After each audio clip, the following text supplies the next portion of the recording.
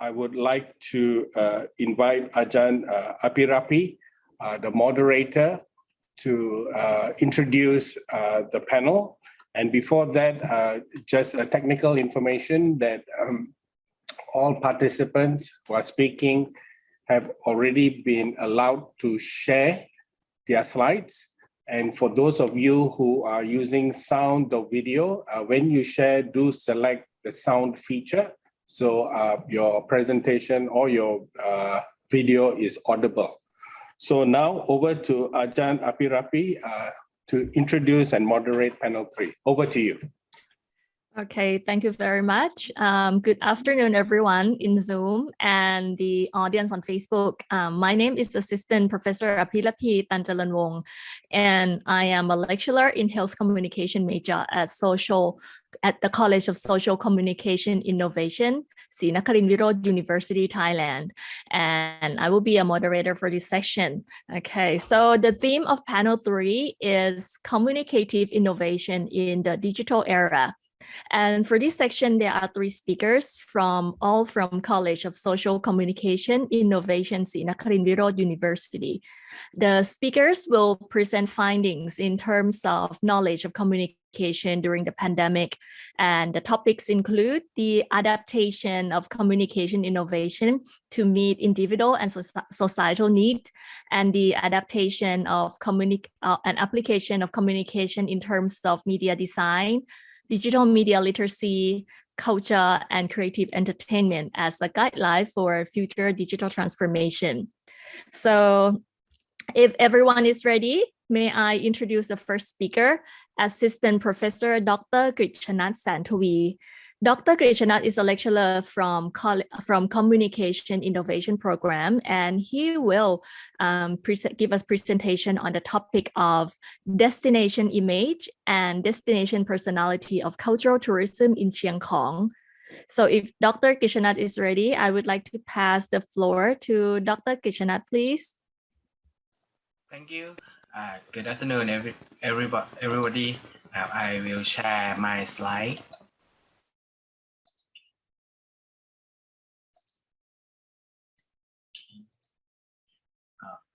My study about destination image and destination personality of cultural tourism in Chiang Khong. Chiang Khong district, Chiang Rai province is one of the tourist attraction along the border with Thailand and Lao People Democratic Republic, separated by Mekong River. And tourism has become one of Thailand's major revenue. There is the Partian East area, Mekong River, Chiang Khong is the Partian East area next to Mekong River, opposite Hoi Sai district, Bok Kaeo province, Laos. That makes Chiang Khong a popular place for tourists to experience. And the harmonized nature and culture of the 2 countries. Chiang Khong is a relatively peaceful town surrounded by nature and convenient to travel across to another country. As for the old style of community living condition and cultural diversity, it is also something that tourists can experience. About tourism has become one of Thailand's major revenue. In particular, the income from Thai tourists within the country is slightly increasing, along with the recent study that found Thai people value the tourism benefit in terms of the image and personality of destination. The link between the destination image and the revenue generated by tourism is what to use as a strategy to promote and communicate more tourism marketing. In addition, to applying the concept of image for tourism as well as brand in marketing communication. Also apply the concept of personality to brand personality analysis by comparing the brand of good or tourist attraction with the personality of the person.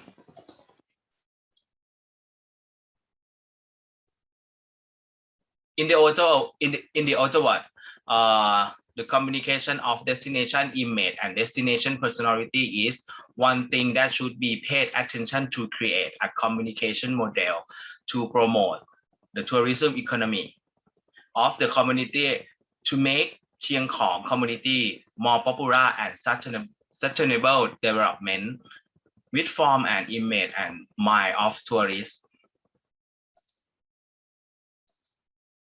The objective of the research to study the destination image and personality of Chiang Khong community and apply the research result for further development of cultural tourism in the community. The method of the research, I used quantitative research for 400 something tourists in Chiang Khong community. Use questionnaire. By data analysis was conducting with descriptive statistical such as frequency, percentage, mean, standard deviation, and multiple regression analysis.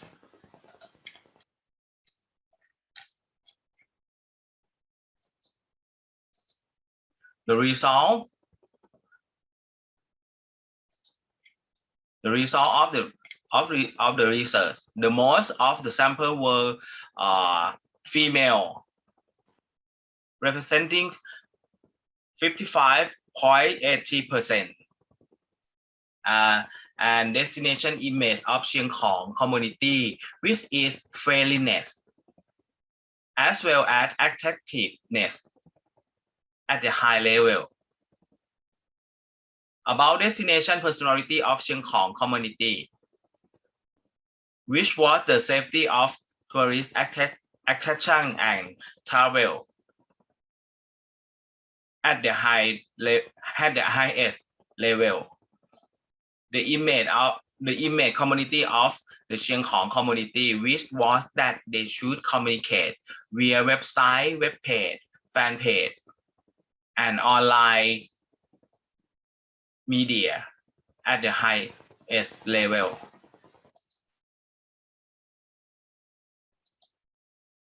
About multiple regression analysis, the best model that can predict the destination image of Chiang Khong community are friendliness and hospitality that can predict the communication to media of the Chiang Khong community at 19.30%.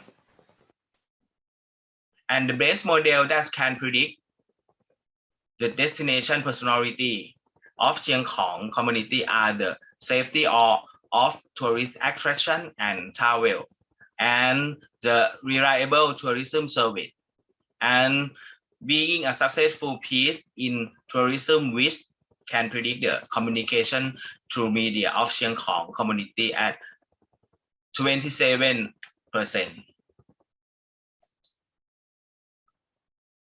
About multiple regression, the best model that can predict the cultural tourism communication of Chiang Khong community are the should communicate through personal media such as local political leader, celebrity, and should communicate via website, web page, fan page, and online that can predict the tourism pattern of Chiang Khong community by 25.80%.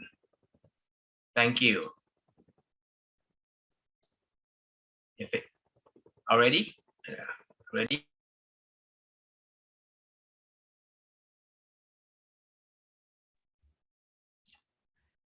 Okay, thank you very much, Dr. Kritchanat. Okay, so we have learned about the destination image and the personalities, where Chiang Khong, it seems to be friendliness, attractive, and safety.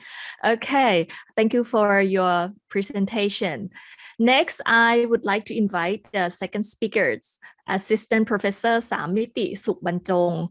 Okay, Dr. Sammiti is a lecturer in films and digital media. Films and Digital Media program at College of Social Communication Innovation, Srinakharinwirot University. She will give a presentation on creative model for promoting culture in digital TV entertainment programs to ASEAN market. If Dr. Sammiti is ready, I would like to pass the floor to you. Thank you, Ms. Dr. Apirapee. Good afternoon, respect committees and fellow participants of this academic conference. My name is Sammiti again, and from College of Social Communication Innovation, Srinakharinwirot University. Today, I would like to present a research paper on the creative model for promoting culture in digital TV entertainment program to ASEAN market during COVID-19. First of all, before I explain about my result of my research, let me talk about research background a little bit. This is my research background. Because of the periods of major change and many countries in ASEAN has entered into COVID-19 pandemic era, media consumption among consumers has risen dramatically, especially the digital TV viewing demands.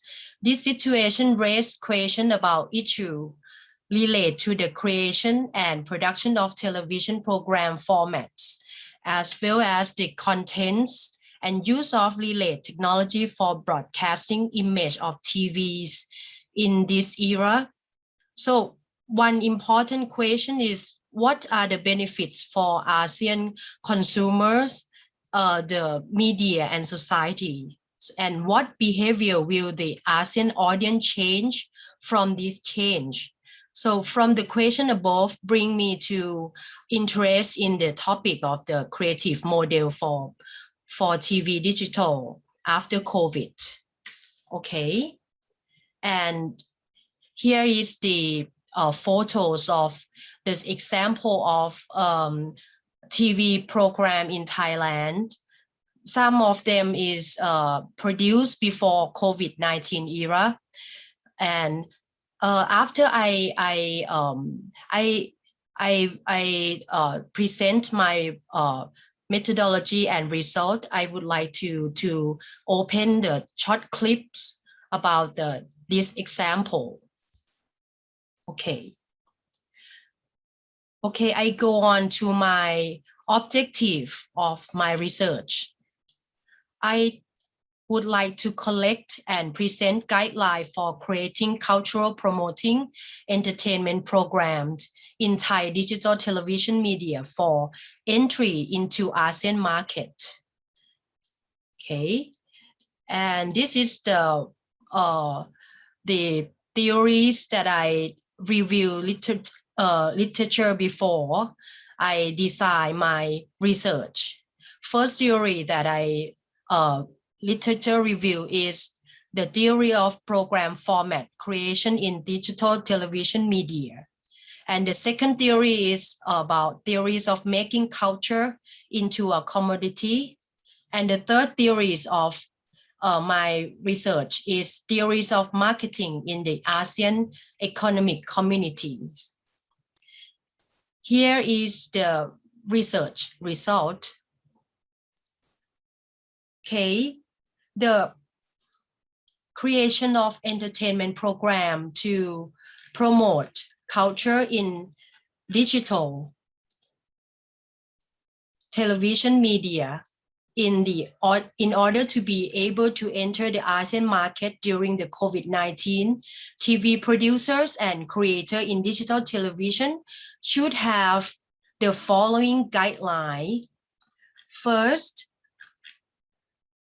a producer and creator must develop themselves and should have a more ingenious way of thinking to be able to compete with other media in the digital world, and should change the way of thinking about presenting and delivering entertainment content on TV to audience in the digital era by bringing content to new platforms that respond to the lifestyle of today's audience, such we know about TV online, TV on media, on demand, OTT, or some people call over-the-top TV or internet TV and TV streaming platform such as Netflix, Disney, and Amazon. So the second finding that I found from my research result is the producer and creator should consider the target group, the attractiveness of the contents and the consumer behavior, including having to study all the time to be able to make different, and always need to develop idea by finding experience to bring inspiration to work, including having a passion for work. Okay, and the third is finding is entertainment program on digital TV must update and emphasize on fast, concise, modern, and distinctive. Also had to be recognized in one image. Okay, the fourth finding is creating or a program to be sustainable. You need to be willing to change yourself and always be able to come up with new ideas. In addition, you must always learn who is your audience, as well as learn more about the culture of each region. You shouldn't think of others as competitors and should not collect the work alone. Should pass on idea to others for the development of the circle and continue to grow. Okay. Let me go to the fourth. The fifth finding is the presentation of Thai culture through the production of entertainment program for export in ASEAN market. You have to learn from the country that has a good model, and cultural transmission occur a variety of ways.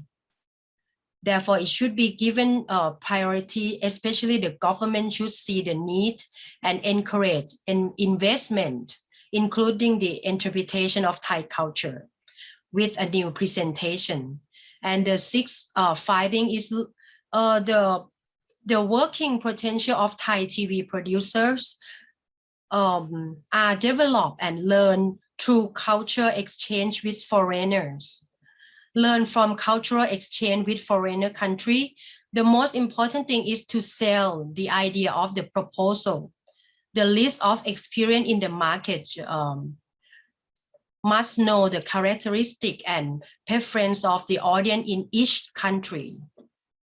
And the last finding that I found is what is the problems and obstacles? The obstacles and problem in creating entertainment program to promote culture, to be recognized and accepted in the ASEAN market are to access other culture and language. Because of a lot of Thai TV productions doesn't know to communicate in English, and some company doesn't know the culture of other countries in ASEAN. So this is lack of that knowledge and understanding the context of culture and religious belief could make problems when you create the contents and TV program. Okay, that is the result. Okay, before the end of the presentation, let me summarize and show you all about the useful of my research. creative model for promoting culture in digital TV entertainment program to ASEAN market during COVID-19 can be used as a basic information for the state to plan or issue policy for development, promoting, and support on national mass communication works so as to advance and develop creative media leadership in ASEAN and global stage. In addition, findings from this research could benefit state agencies responsible for promote culture. They may use the result to develop vision and anticipate the possibility in integrating diverse culture to modern communication technology, creating new direction and modern a model for promoting culture and reaching audience of the digital world. So I wish that my research could be helpful in conducting further research in depth for media academy, culture, and economy, as well as adding value to other kinds of entertainment media in order to bring revenue to the country. And furthermore, the body of knowledge gained from the research can be utilized for education, development of communication innovation, and expand to practical learning in higher education. Okay, before I finish, I would like to share a short clip if I have time, just 20 seconds, sorry, 20 seconds. Okay.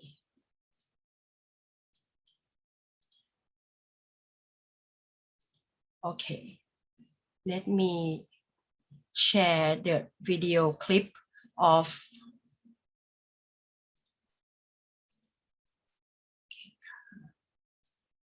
here is the example of Thai TV program that I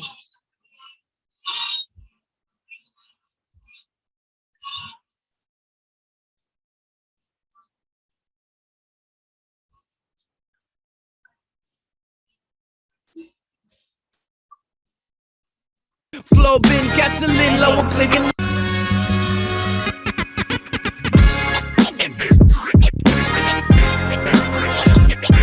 This is the program, TV program called The Rapper. Put your hands up. So this is the rappers, the example of TV program in Thailand, which is sells the culture, the contemporary culture, and this program can sell across the country. Now this program is sold to Vietnam, and in Vietnam it's called Rap Viet. So it's a very good example to show you guys that our TV program can help promote culture, even contemporary culture or modern culture. Okay, that's all my presentation today. Thank you for your time. Okay. Thank you, Dr. Sammiti, for a very insightful presentation. We learned that television program needs more creativities and need to focus on target audience and their interests, because there are the changes in the competition and the landscape which allow for requirement for the television program to be successful. And thank you for showing us the television program, The Rapper. It was very popular shows and very successful. Okay, next, I would like to invite the last speaker, okay, to do the presentation. May I introduce, excuse me, may I introduce Dr. Chatchada Akarasriworn Nagaoka. Okay, Dr. Chatchada is a lecturer from Communication Innovation Program at College of Social Communication Innovation.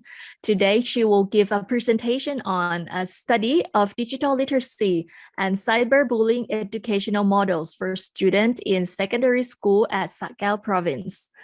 Okay, I'll pass the floor to you, Dr. Chatchada. Thank you. Thank you very much. As for people have spent longer time on computer dealing up COVID-19 pandemics because we have to work from home or have online class. So digital media literacy is a must this day, right? So good afternoon, the respect committee and fellow members. I'm Chatchada Nagaoka from College of Social Communication Innovation, Srinakharinwirot University. And today my topic will be a study of digital media literacy and cyberbullying educational approaches for secondary school students in Sakao province. So let's start with the background first, okay? In the modern digital world, the internet offers people countless opportunity and new ways to communicate with each other. Like every technology, online communication can be used unkindly by various people, and it can be used to cause harm, whether intentionally or unintentionally. As a result, it can affect the security of people's life at all age. Because people may lack moderation in selection or implementations of such technology. So cyberbullying is becoming a serious problem this day. Many people fall victim to that. According to the Thai National Statistical Office, 48% of Thai children have been involved in cyberbullying, and while the world average is about 33%, lagging digital media literacy can be the cause of cyberbullying for both those who bully and those who are the target of bullying. Due to an inability to analyze the legal repercussion of illegal conduct. Thai education and mass communication organizations have paid insufficient attention to digital media literacy previously, while many other countries have acquired and implemented the knowledge widely.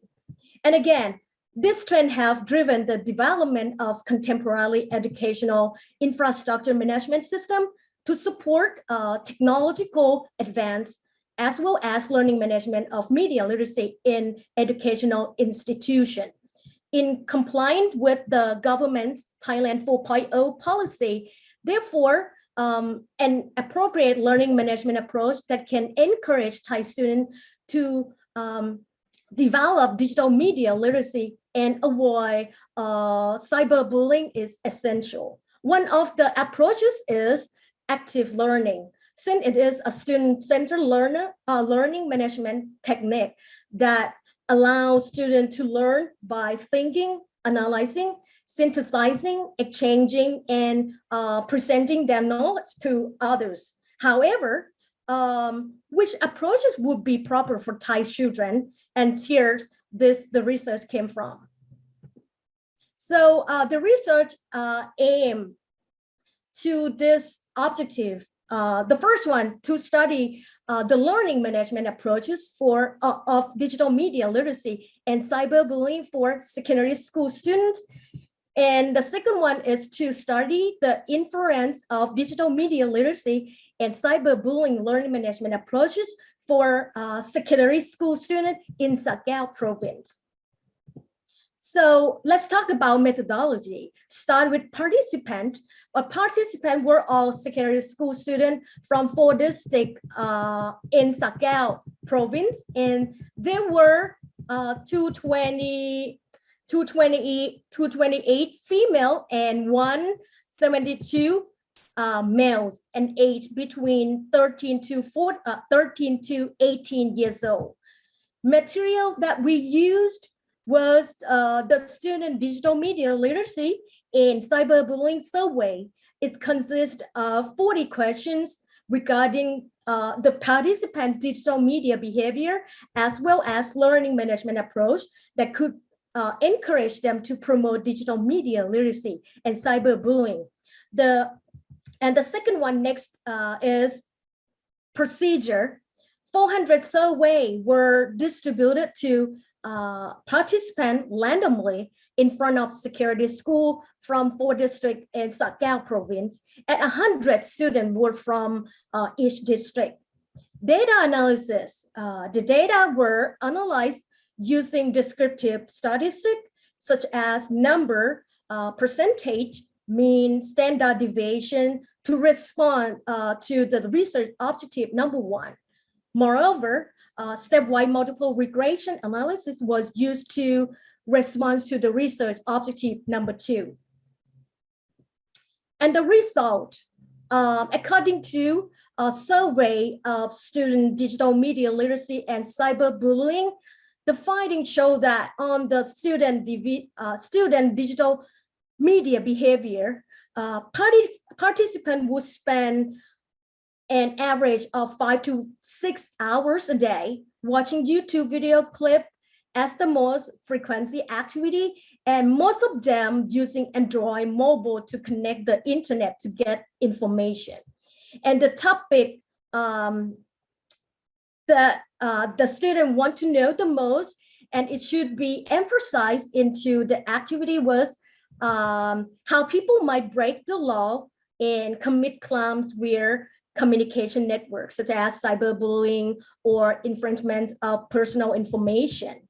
To respond to research objective number 1 by using descriptive statistic, when asking about active learning approach as a whole, participants were interested in those can promote their digital media literacy and cyberbullying at the moderate level, which the mean is 3.21, standard deviation is 0.48.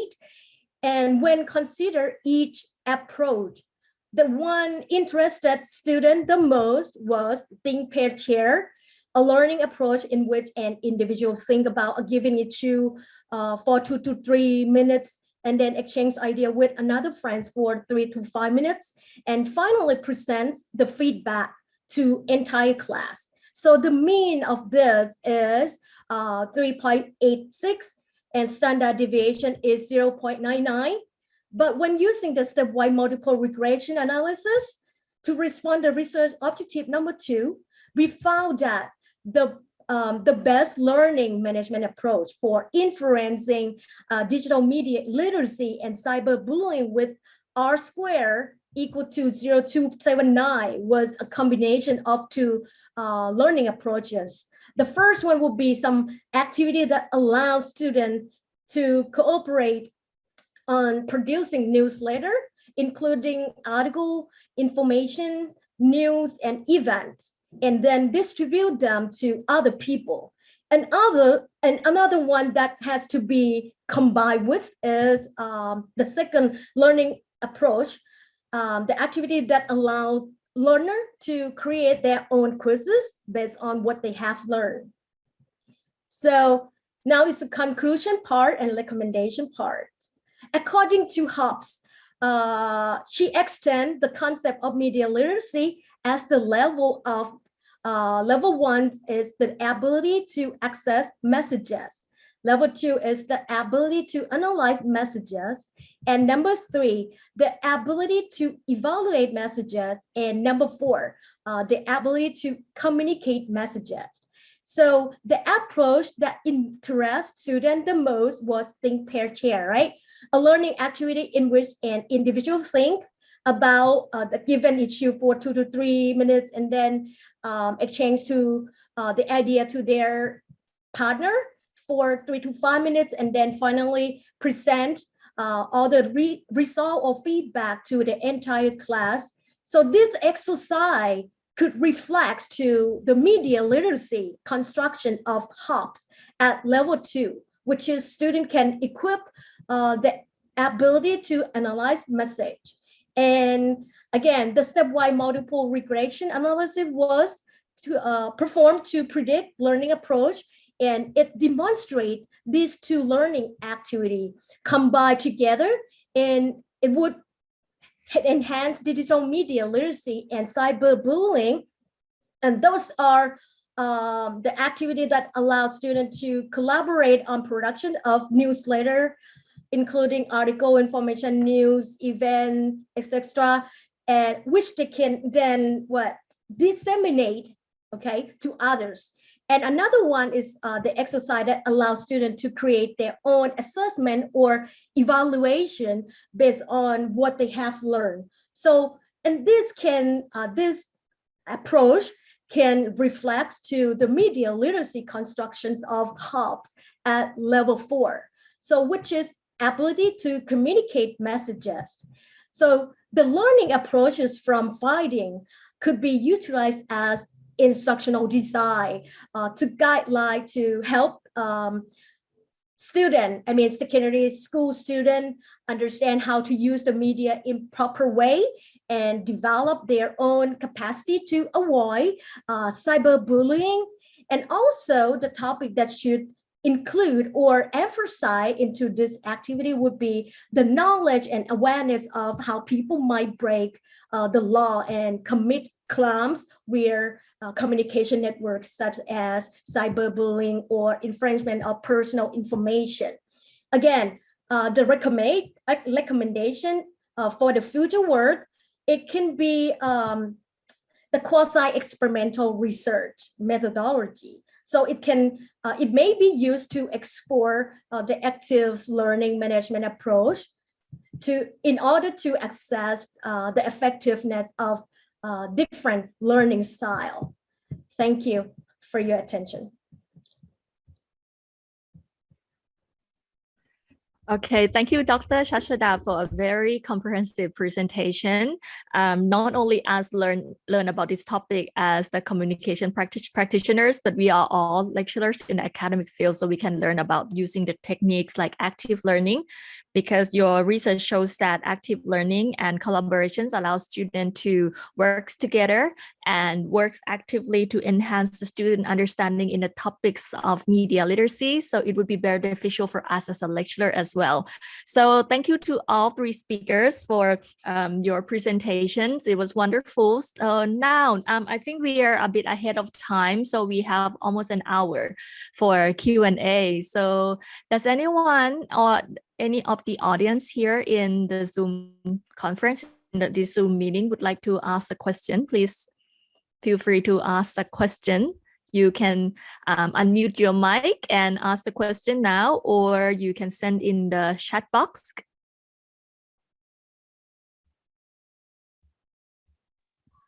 Yeah.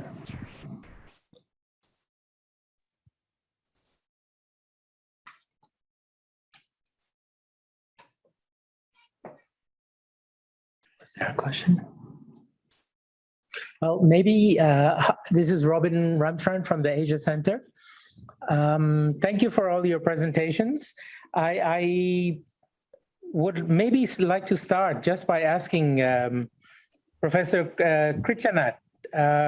I'm curious, and in fact, in relation to all of the presentations, you know, one thing that it would be nice to hear about from all three of you is what was the situation before COVID and what was the situation during COVID. So for example, maybe I could start with Professor Kritchanat. You mentioned, you were talking about Chiang Kong. I hope I pronounced it correctly, which sounds like a very interesting place. So could I get you to address the, in the COVID times, was the image of Chiang Kong affected by the COVID? I mean, if it was it related to the level of COVID infection or something like that in Chiang Kong? If you could just please address that.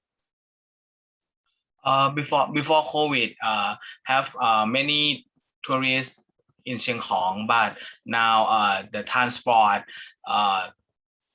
be stopped. The airplane or bus, the tourists can go to Chiang Kong, cannot go to Chiang Kong, but now it's very quiet. Not people have not tourists in Chiang Kong, so many. Understood. And so in terms of the image, of course, every part of Thailand is affected by the COVID, by the lack of transportation, tourists are not coming, and so on.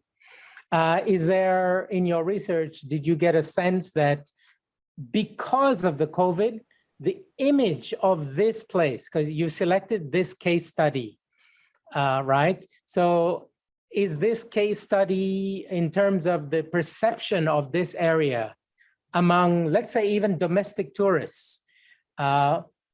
Since there are no international tourists, how about domestic tourists?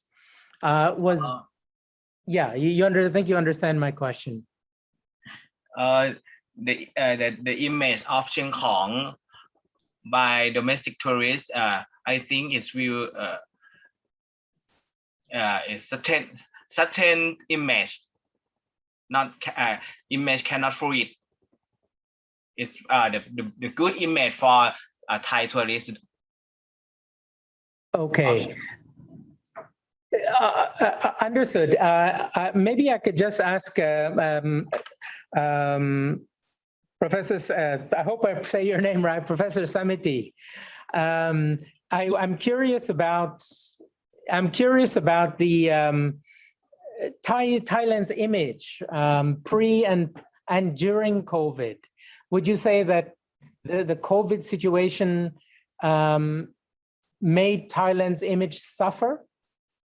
Oh, you mean image in media, right? Yes. Or, okay.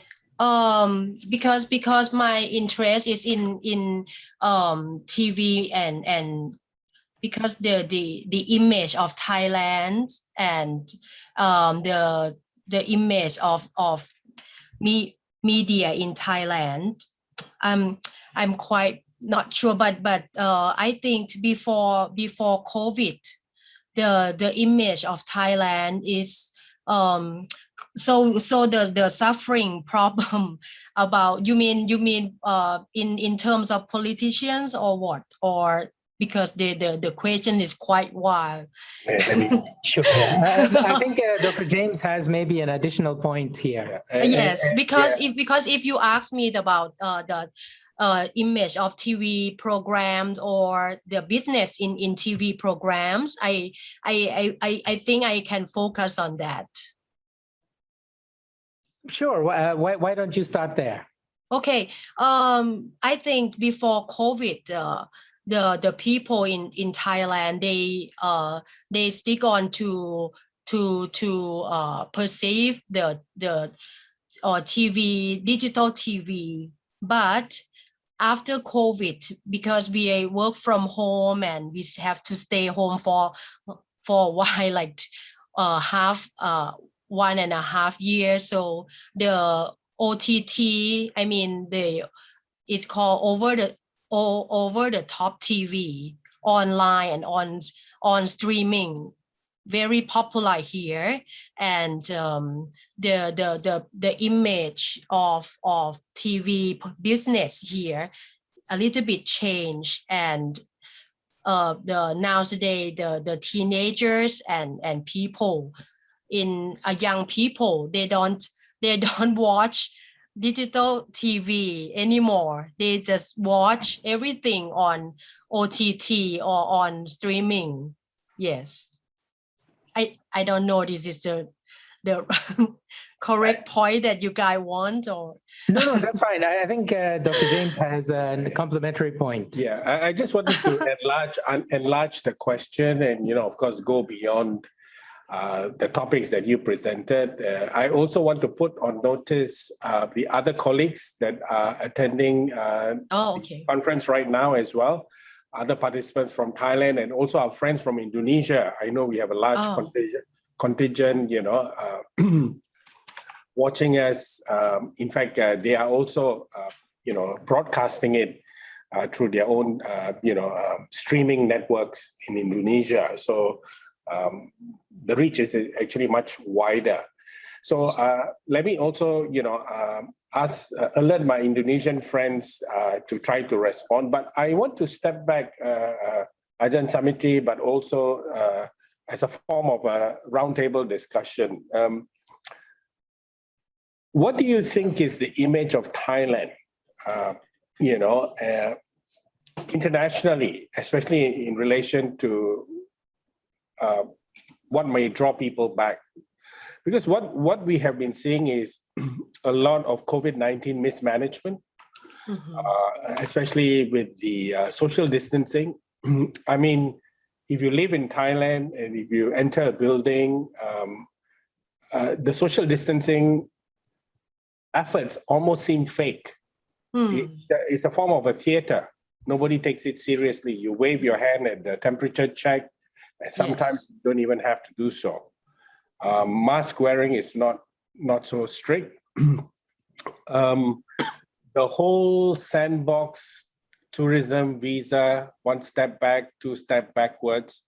The volume of YouTube videos criticizing the sandbox approach is large. If you just go to YouTube, the volume of videos put out.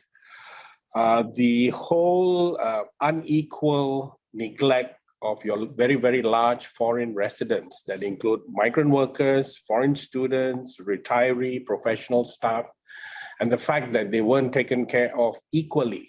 If you go to YouTube, you will see a range of videos of people, leaving the country because of that.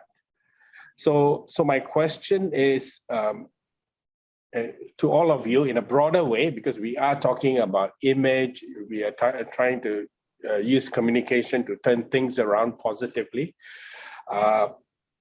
What do you think, would be the approach to rebuild confidence, which was the theme that was also tackled in the previous panel, in order to achieve, because if your image is not great, how would you entice the ASEAN market to buy your products? Because underlining, the confidence is not there. So first of all, whether, as analysts and commentators of the Thai landscape, are you aware of this kind of image damage that has taken place over a year and a half? And perhaps the more pertinent question is, can you recover from it? I'll stop here. Okay.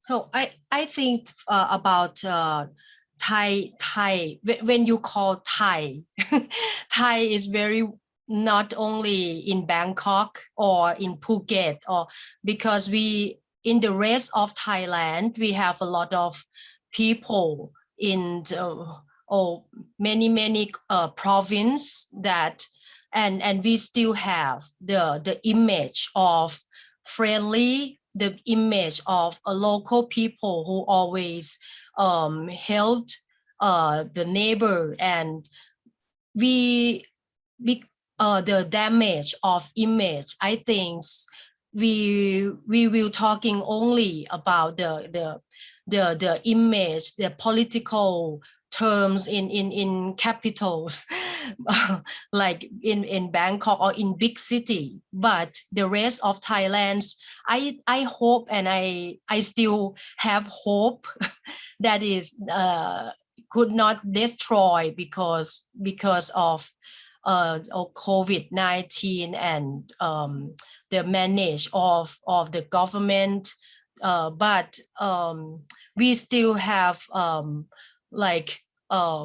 how to say, the local philosophy, philosopher,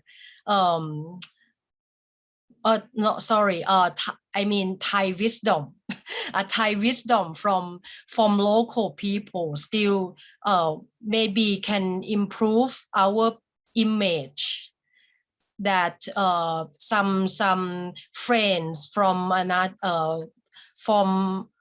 different country maybe perceive us through only media, that media want the nature of media.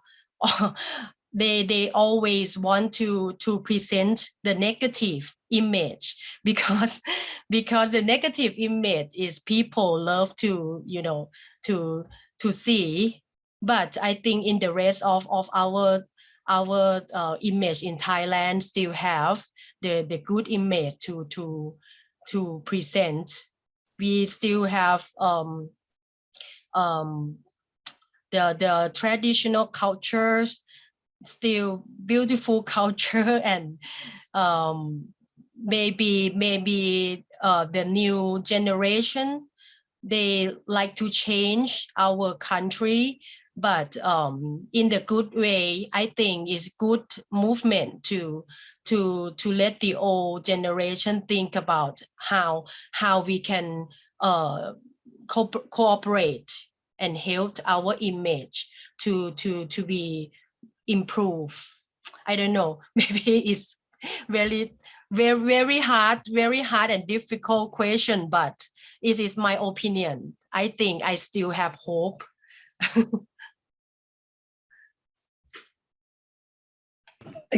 Sorry, just one last thought as I was listening to you, Ajahn. Are there other, outside of Bangkok, are there other centers where, let's say, cultural content is emerging? For example, are programs being made outside of Bangkok by other communities? Yes, especially in film production, like in northeastern Thailand, they produce their own film and use only language, northeastern language. And after the successful of the film production in outside Bangkok, it's called Thai Ban, production Thai Ban, and following Thai Ban is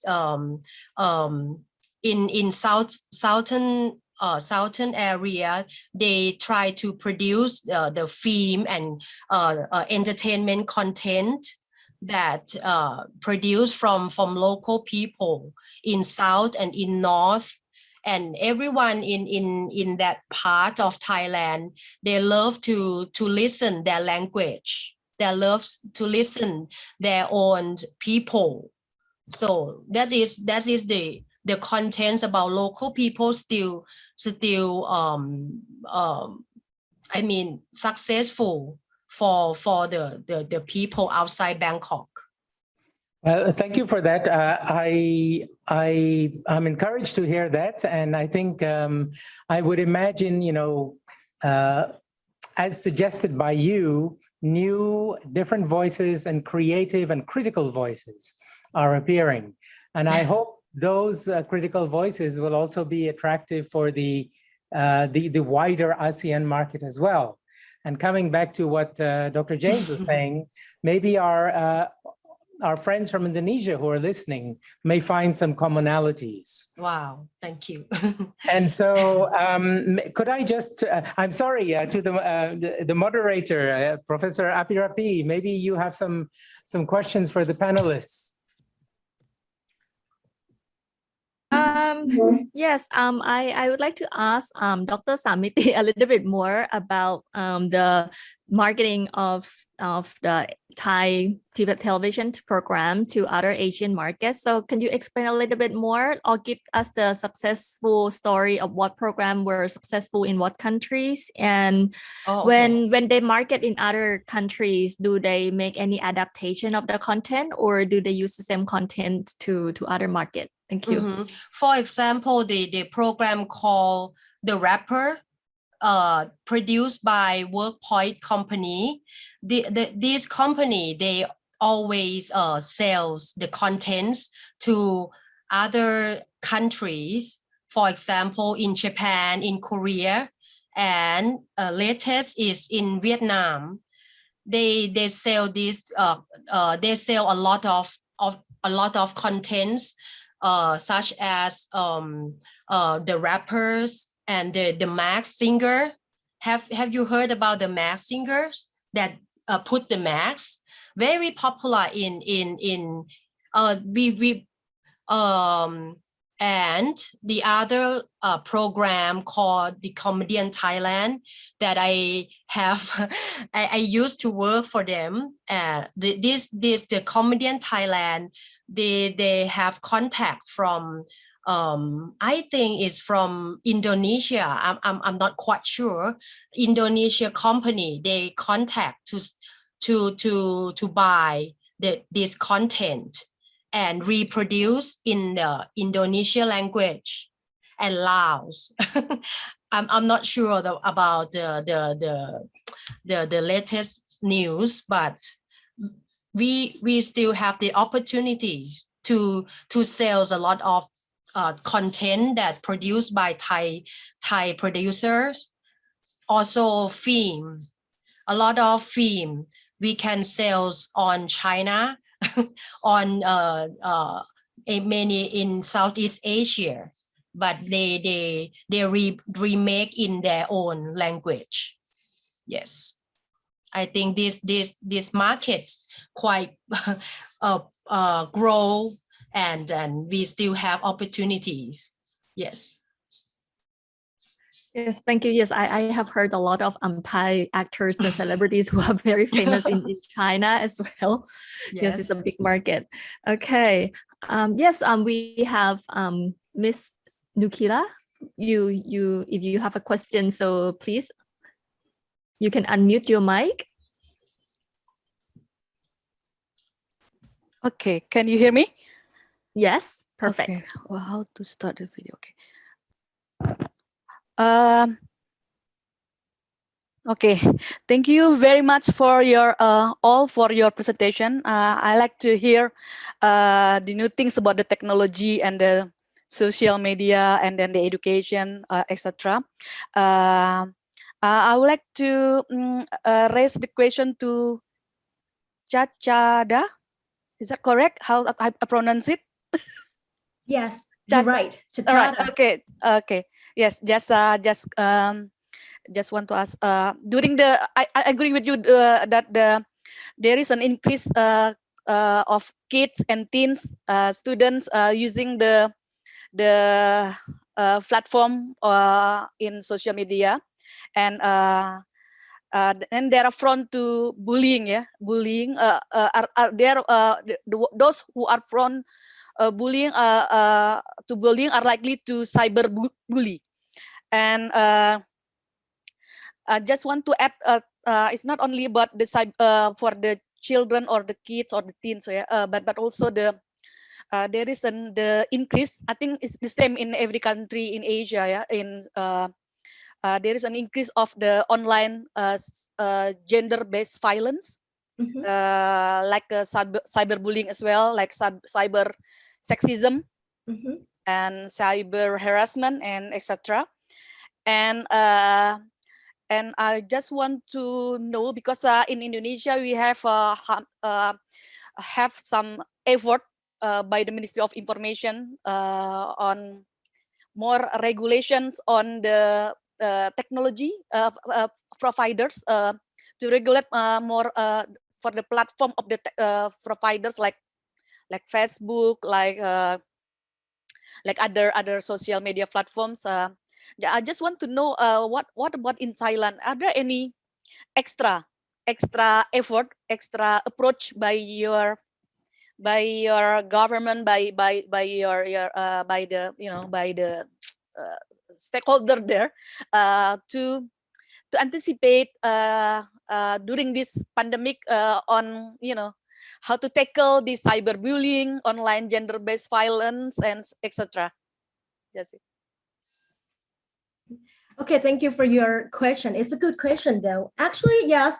As you can see, it's like we have been working all the time at home, right? Because we have to work from home, and also, well, for the kids, we have to study. Of course, yeah. For Thailand, actually, we kind of support. We kind of have a regulation for that as well, and again, it's like, since we are the instructor, we are the teacher, so the government always like try to put the regulation, or I mean, like somehow, like we can say some models or some how can I say, try to let the instructor to come up with the knowledge, try to make a student aware of the cyberbullying and as well as the digital literacy. Okay, and since like for example, for my class, I mean, normally when we have a class, we don't really mention about digital literacy or cyberbullying, but we kind of like add that topic every chapters. We try to make it more important. It's kind of like important to the kids to aware of that. Even though my class not really related to those kind of things, but we still have to mention that because we now on a computer. So yeah, so that might be the way that the government or the people who control try to make, try to ask help, okay, ask for help to make the student understand that. Okay. Yeah, I'm not sure, is that answer your question or not? But yeah, that's another thing that we doing right now. Okay. Thank you. And we try to address that. It's a serious problem. So not only like normal class, but also, not only the digital class or something, but also normal class as well.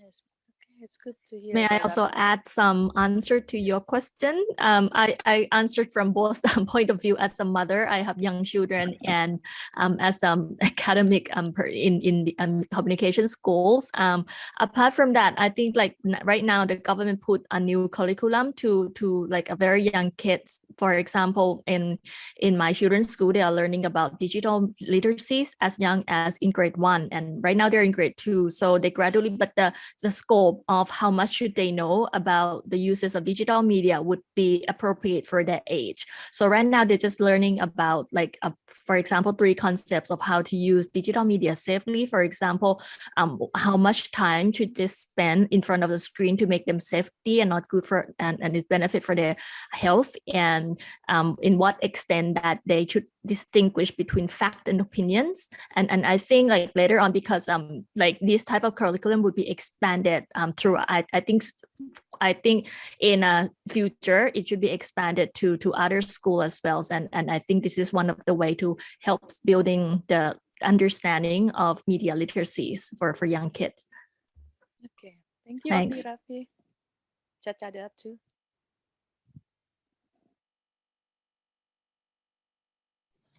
I think we sent through also a question from the audience to Chatchada. Can you check your chat box? I think there was a question from the audience for her.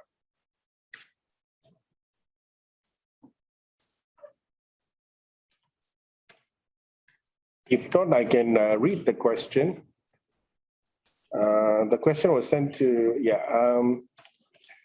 compared to before COVID-19, is the level of digital literacy among Thai students considerably higher? Is there a significant difference between, in your opinion, Thailand and its neighboring countries, if you can? That's to Chatchada. Well, actually, if you can see the percentage of the statistic that we receive from the statistical office, Thai statistical office. Actually we increased that kind of quite high, because we now is 48% if compared to other countries like only 33%. So, and now it's like the level of digital literacy among Thai students from now, I would say, I don't think it's different, significant difference from our neighbor. Okay, and because like we have been using computers, and let me think. I'm sorry. So you're talking about the level of digital literacy. Okay, I'm sorry. I thought that cyberbullying rate in Thailand. Okay, so I don't think that's different from the neighbor, but also, from Indonesia or Malaysia, I think we are do the same level, okay, but not for Japan or Singapore. Probably they know about that because they have been using the technologies longer than us. Okay. Yeah, thank you. Again, once again, I'm asking other panelists and participants in the conference if you had any opinion or questions, over to you. Otherwise, Apirapee, I will also ask you to maybe just throw up a couple of, reactions or questions for your panelists. I know you just have 3 colleagues there with you, so maybe we can squeeze as much information from them as possible.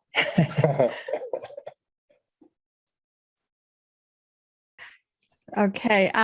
Since may I come back to Dr. Chatchada, because you mentioned about like in school, because like you mentioned some techniques that were very successful. For example, Think, Pair, Share, that is very successful in teaching media literacies for high school. So I'm just wondering, in your experience, have you ever used these types of techniques in your own ways of teaching media literacies for university students as well? And how can you tell us or share us more about the experience of using these techniques in your from your classroom? Yeah, actually, Think, Pair, Share actually is kind of like very popular way to engage student in the class to go to, involved in the activity in the classroom, right? So I use Think, Pair, Share for my class as well, because like since I have to teach class in English, so my class, I'm not teaching English, but have to be in English, okay? So the student, for Thai student, they're very, very shy to speak English in front of the class. And also it's kind of hard for them to understand the topic or the content. So that I kind of like assign some issue related to, the concept related to the chapters, okay? And let them think about, they let them pair as 2 people as a group, right? And then I will ask them to come up with the topics by themselves. If they have any questions about the lesson or something. So yeah, I will let them share, think about the topics, okay? And then they will share each other's, like, it's just like a peer teaching as well. They kind of come up with their information and their partner information, and they're sharing if that correct or something, and then they share that to the whole class later on. And I'm going to be the facilitator at the time to come up with like if that the right answer or not. But I'm not saying it's like, oh, you are wrong, but I will say it's like, well, that's good. That's good to know that, but we have another way to come up with blah, blah, blah, something like that. So I think Think, Pair, Share will be a good method or approach to let the student to come up with like something that they really interest, or something that they kind of like understand or not understand, so that we can assess that, like, is that correct, idea or not? Okay, yeah, thank you. Yes, thank you. Yeah, and how did you find it during the online teaching? Do you think like these techniques are different when you are like working on site, like in classroom teaching, versus the online teaching that we are experiencing right now? Or if you can maybe make a suggestion to all of us as well, because I think all of us come from like academic university lecturers, so we can maybe apply these techniques in our online teaching as well. For me, I'm not really like come up with the best practice, but from my experience, I think online, we have to set up we have to change the student mindset first, okay? Because we kind of discussed this with Dr. Sammiti as well about this. Yeah, because like students come up with like they don't really want to take online class, right? Because of so many problems. I don't know. But I think the first thing that we have to do, we have to change the student mindset of that. We have to tell them, if you want to go to the class, offline class, what you have to do first, you have to make yourself like you are going to school normally. You have to set yourself like you're not at home. Like they going to the class, not laid back on the couch or still on the bed, wearing the pajama or something like that. So yeah, so the first thing I tell them, okay, you have to change your mindset, and also you have to set up like, okay, you're now in the classroom, and try to, let them if possible, turn on the webcam so that we can see each other's, normally not like someone like turn off the webcam throughout the class.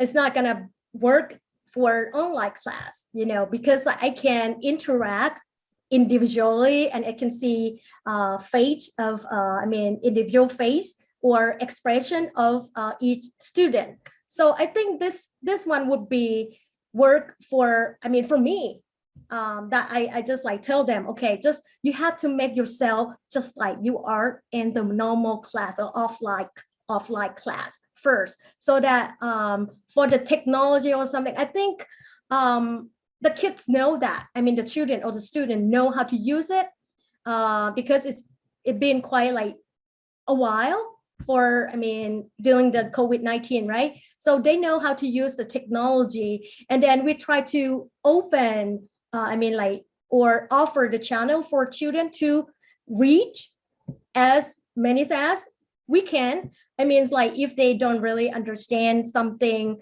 they can, not only like asking in the class. Of course, Thai student kind of like very shy to just like raise their hands and ask out loud or speak up, something like that. So yeah, I just like open up a new way for them to communicate with me, after class as well. And also, somehow we have to record the lesson and then post it, some learning management system that the school offer us, so that I can ask student, like, if you don't understand it, feel free to ask. And also I have the clip, or the video of the entire course available for you. So, and I try to tell them to feel like, well, this is advantage of you, because if you have live class, have offline class, you have no chance to come back and see it or to listen to my lecture again. But this is another opportunity or advantage for you to see it, as many as you want to, so you can repeat what part you don't understand. Yeah. Thank you very much. That is very comprehensive suggestion and information for all of us. I have a question from Robin. He was sent to me asking Dr. Chatchada, this is the question. With so much misunderstanding and fake news about COVID-19, should there be digital literacy training for children on this topic? Is the topic too Yes. Yes, that's the question. If should have the course, should there be digital literacy training for children on the topic of fake news, especially during the time of COVID-19? If I could just add one point, that was my question. And also, since it is a very specialized topic, and there are yes and no answers, so it seems that the role of the facilitator is very important here. Okay, so yes, so come back to you. What do you think about that? Because you suggested there's a teachings and techniques to teach media literacies, but what about during the time of the COVID-19? What do you think about, like, what should be done for children, okay, so that they can, to help them to be able to understand about what is fake news and what are not? Okay, well, I can answer just based on my opinion, my own opinion, not represent to all other people. For my opinion, I think, well, we should do this because it's very important, because we have to live with the technology, not just like during the COVID-19, right? But for, I think, well, a whole life maybe. So this is very important problem that occur right now. So I think not only like during I mean, before, but during COVID-19, we should have the training, or not really the training, because I know the children probably don't really like to know, like, this is training, this is a class, this is blah blah blah. But what if we can do it, just like have some activity or some games for that? So the game should be include some contents about fake news or cyberbullying, those kind of thing into that activity or the games. So when I mean, and also the teacher or instructors should equip with the skill that they can, lecture all those kind of thing as well. And then, yeah, for me, it's like I do have my child, and I think he's very young to know how to get to the technology.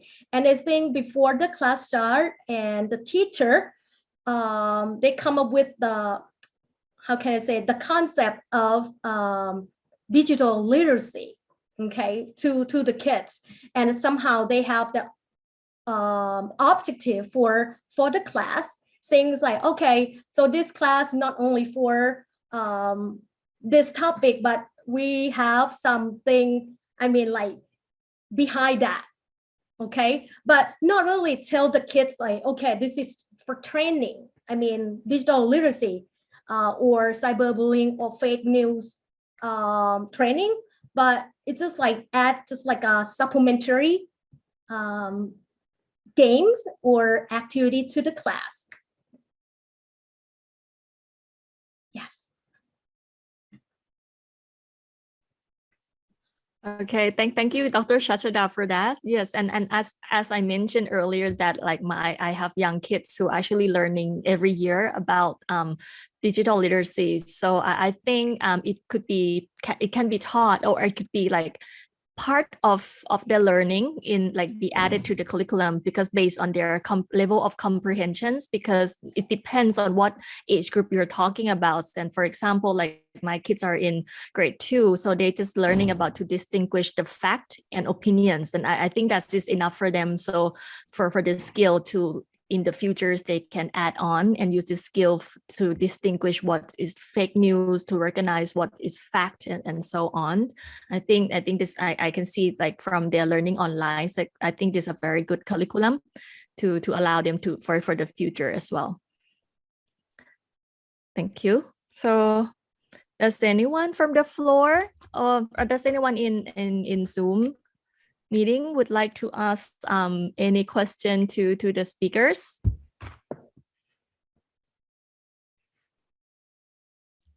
If not, we still have about 15 minutes. So I would like to ask the question to Dr. Sammiti, so then maybe she can close this section as well, because we're talking about the communication in the digital era, and we are in the digital era with the health crisis of the pandemic. So I'd like to ask about like, what do you see in the future after we are done, or post-COVID, or maybe with continuation of the pandemic? What do you see the futures of the television programs of Thailand would be? What would be the opportunities? What would be the threats? And in what way that the producers or entrepreneurs have to look into the futures?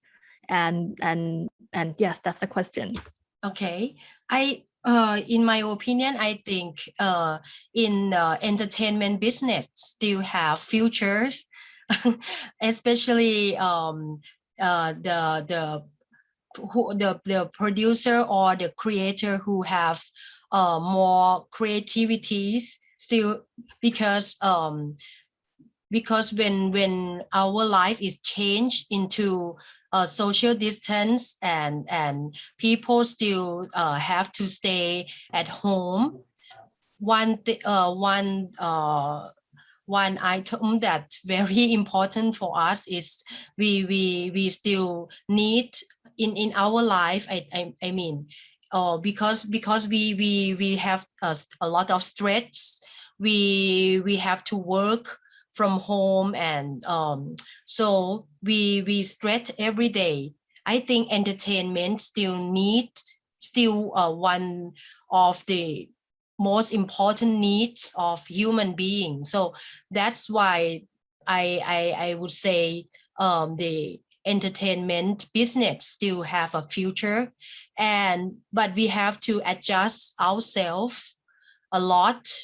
People who familiar with old style and I mean old media have to adjust themselves, and you have to convergent, I mean media convergent, like you don't have to stand alone, like you are TV, you are internet, you have to convergent, and somehow the consumer they waiting for the new platform and new form of entertainment that adapt the mobile applications and lifestyle at home together. I think this is the trends and the way in the futures of entertainment business.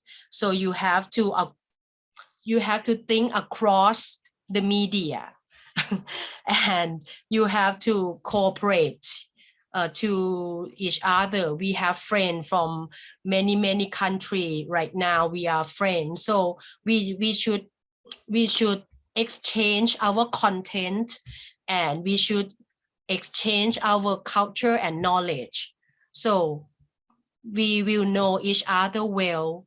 And because of we are as ASEAN and Asian peoples, we have something in common, a sense of humor and story background. So I think that is the very good source of to help the producer and creator to think about how to create a content for ASEAN people.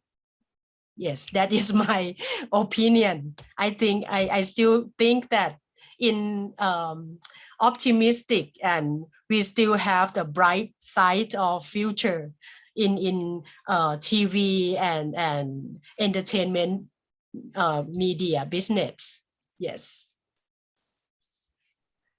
Okay, thank you very much, Dr. Sammiti. So may I conclude the session now? Can I conclude the session now? Okay, so well, thank you very much everyone for staying with us in panel 3. So we have learned about how digital communication innovation is in the digital era. We have speakers talking from the producer points of view, where we have a lot of challenges, but she sees that there are opportunities because entertainment is part of our everyday lives, and because of the increasing in numbers of amount of time that we spend at home, or in the amount of stress that we have been on, so entertainment would be the way out. So it would be a good opportunities, but producers will have to be adaptive due to the changes in consumer behaviors and more competitions, as well as the demanding for fast and concise and moderns of the image of the media content. And then we also have learned from consumer point of view, where as a consumers, you need to have a digital media literacies to be a smart consumers, because we're in the era where there is no control of the content. So contents could come from somebody or from organization, or it could come from anyone that can co-produce and share this media content. So it's very important for actually not only for younger generation, but for everyone who are the media consumers to be equipped with these skills to be able to help them to have a good judgment when consuming the digital media. So I'd like to end this session now. Well, thank you everyone for staying with us. And do we leave now and pass it on to, I see the moderator of the next section is already here. For managing the session so well, and stretching the conversation over the three colleagues you had on your panel. Yes, we will start promptly in about 5 or 6 minutes, simply because there may be people coming in and out, and everybody know when the respective panels start. So what I'll do at this stage is thank you, the panel here from Srinakharinwirot University. Thank you very much from the College of Communication Innovation.